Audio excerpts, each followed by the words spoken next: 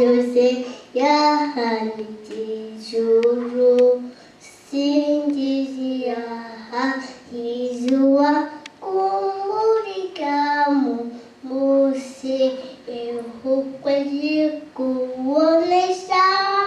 inyenyeri umucyo singiza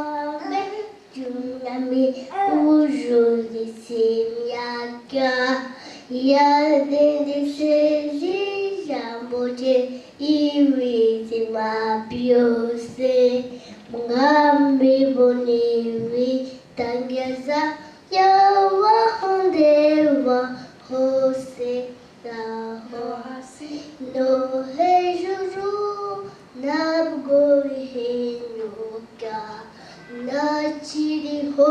na gitoya kitakwerekana